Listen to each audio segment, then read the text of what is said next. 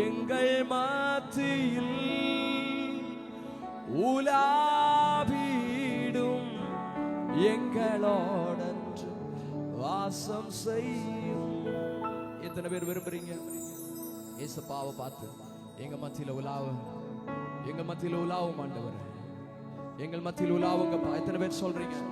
நல்ல வாய்களை திறந்து சொல்லுங்க பார்க்கலாமே. ஓ எங்கள் மத்தியில் உலாவிடும் எங்களோடன்று வாசம் செய்யும். சபையாருடைய சத்தம் உயரட்டும். எங்கள் மத்தியில் உலாவிடும் எங்களோடன்று வாசம் செய்யும். இவர் யார் தெரியுமா? இவர் நல்ல தேவன். எத்தனை பேர் விசுவாசிக்கிறீங்க? இவர் யார் தெரியுமா? நம்முடைய ஆராதனைகளுக்கு எல்லாம் தகுதியான ஒரு ஆபிரகாம் தன்னுடைய மகனாகி ஆமென் ஸ்தோத்திரம் இஸ்மவேலையும் அடிமை பெண்ணாக ஆகாரையும் சாராளுடைய வார்த்தையை கேட்டு அதிகாலமே துரத்தி விடுகிறார். கொஞ்சம் அப்பம் ஒரு துருத்தி தண்ணியை மட்டும் கொடுத்து விடுகிறார். இந்த ஆபிரகாம் யார் தெரியுமா? வேதம் சொல்லுகிறது இவன் மிகப்பெரிய சீமான், செல்வ சீமான். இவன் நினைச்சிருந்தா ஒருவேளை இந்த இஸ்மவேலுக்கு தனியா ஒரு பட்டணத்தையே கட்டி கொடுத்து அதற்கு இஸ்மவேல் என்று சொல்லி நாமத்தை கூட ஆமென் அந்த பட்டணத்துக்கு போட்டு அவனை பெரியவன் ஆக்கி இருக்கலாம். அவனுக்கு இருந்த சொத்துக்களிலேயோ, அவனுக்கு இருந்த ஆடு மாடுகளிலேயோ, அவனுக்கு இருந்த சம்பத்திலேயோ ஒன்றுமே இந்த இஸ்மவேலுக்கு அவன் கொடுக்கல.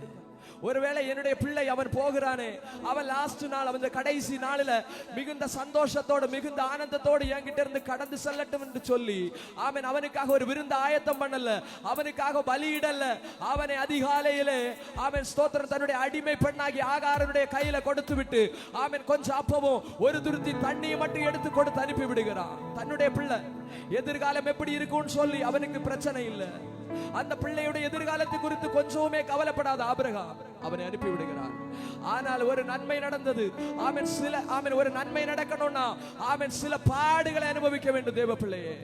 அந்த ஆமென் ஆகார் வனாந்தரத்தில் அலைந்து திரிந்து தன்னுடைய ஆமென் துருத்தியில் இருந்த தண்ணி தீர்ந்து போகிறது, அப்பம் தீர்ந்து போகிறது. இப்போ இஸ்மவேலை ஒரு இடத்துல படுக்க வச்சுட்டு என் பிள்ளையினுடைய சாவை நான் காண்பதில்லை என்று சொல்லி அம்பு பாய்கிற தூரத்துக்கு எதிராக போய் நின்று அவள் கதறி அழுகிறான். கர்த்தருடைய தூதனானவர் ஆமென் அந்த வனாந்தரத்தில் யாருமே இல்ல. ஆமென் தன்னுடைய அழுகுரலை கேட்பதற்கு யாரும் இல்ல. தன்னுடைய சொந்தங்களோ, தன்னுடைய பந்தங்களோ, தன்னுடைய ஊர்ல உள்ளவங்களோ, தன்னுடைய உறவினர்களோ யாருமே இல்லை. ஏன்னா இவ ஒரு அடிமை பெண். இந்த அடிமை பெண் ஆண்டவரை நோக்கி கதறுகிறார். ஆமென் கர்த்தருடைய தூதனானவர் பிள்ளையின் அழுகுரலை கேட்டு ஆமென் அவனுக்காய் ஒரு நீரூற்றை காண்பிக்கிறார். ஆமென் ஒருவேளை துருத்தியில் இருக்கிற தண்ணி தீர்ந்து போகலாம், ஆனால் ஒருபோதும் வற்றாத நீருறவை திறக்க என் இயேசுவால முடியும். எத்தனை பேர் விசுவாசிக்கிறீங்க? ஒருபோதும் அடைக்காத, ஒருபோதும் அடைபடாத ஒரு நீரூற்றை திறப்பதற்கு என் கர்த்தரால் கூடும். ஆபிரகாம் ஒருவேளை ஒரு துருத்தி தண்ணியும் கொஞ்சம் அப்பதான் கொடுத்து விட்டிருக்கலாம்.